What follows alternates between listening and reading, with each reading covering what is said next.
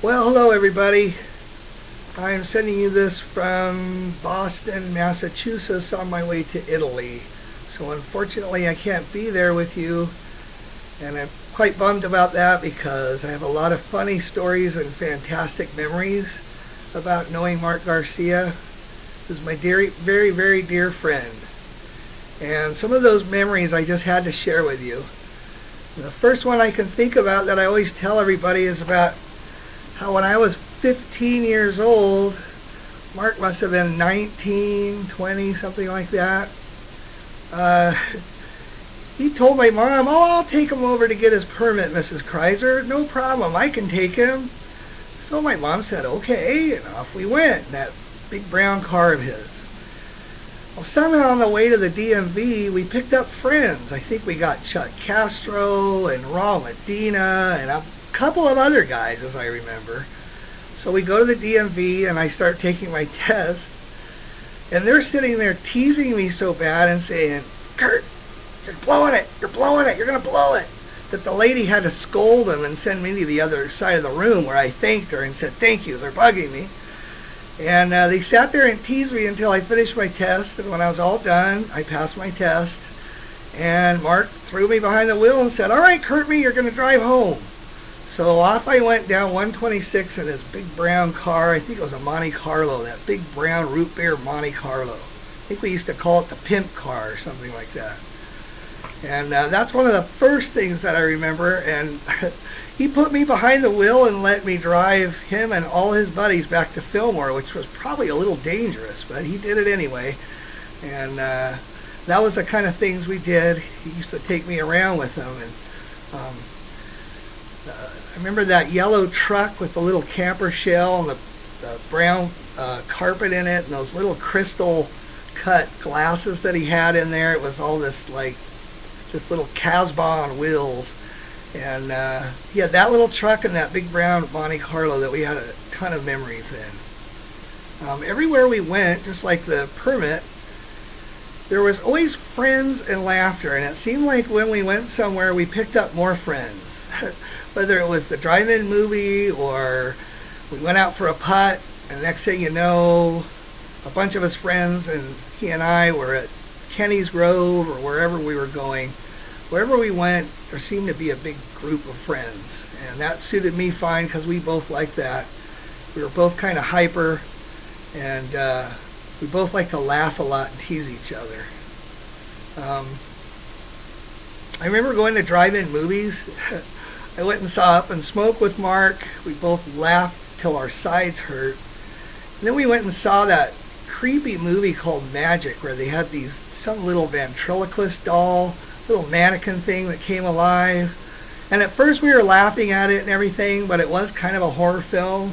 And it kind of wigged both of us out, I think. It was kind of creepy.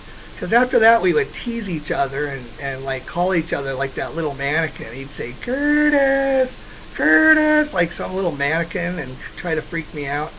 But we used to have a lot of fun going to the drive-in, and when we would go, again, there would always be carloads of friends. And so it was just a great time. Have those fond memories. Mark used to call me Kurt me. I'd forgotten about that. It never really bothered me. In fact, I kind of liked it. I thought it was kind of his name for me, but he'd call me Kurt me. Hey, Kurt me, what are you doing? And he'd also say things like, if you were winding a big yarn or a story, he wasn't sure if you were quite maybe embellishing or something, he would always say, is that right? Like that, kind of to put you in your place. That and things like, well, Kurt me, brother Mark, what's happening, brother? Or some reference to La Raza, what's going on, La Raza, or something like that from those crazy days when we were young.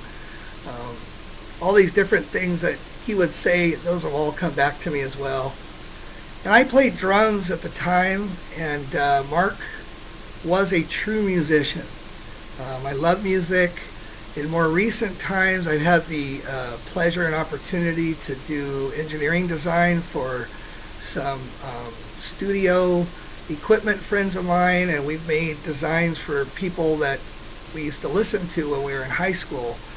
And it's been a pleasure, but as I've done that, it really made me realize how much Mark loved music and how much he taught me. I think he's the one that taught me what timpalas are. He was always playing more than one instrument. Of course, he played that bass, but he'd quickly sit down and play on my drums, and did a really good job with it. And I remember him mixing and recording and just everything music. And all these years he stayed with it, including more recently when he started coming to church and helping us with our worship team and doing the mix in the back.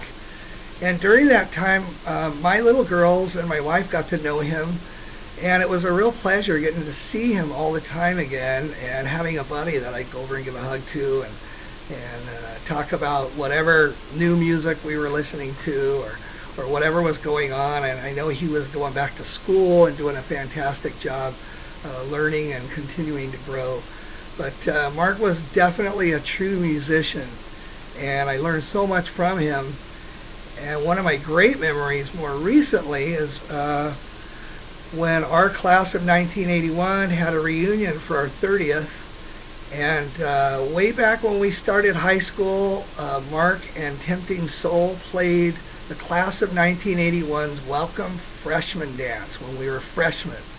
We had a fantastic time. I remember doing big lines where people would dance through it. You know, you line up on each side. And it was just a big party, and it was a great time. And later, all through our high school years, Tempting Soul played very many, if not all, of our proms and dances. And of course, he was there jamming away, and he stayed with it. And years later, when we had our 30th reunion, we actually had Tempting Soul come and play at the Memorial Building where we were having our reunion, and we got to sort of reminisce about all that. And so here they were, the band that played our freshman dance up there over 30 years later, jamming away and just creating the music that made a fantastic reunion. So it was pretty neat, I thought, to have the band that had played our Welcome Freshman Dance play our reunion again over 30 years later.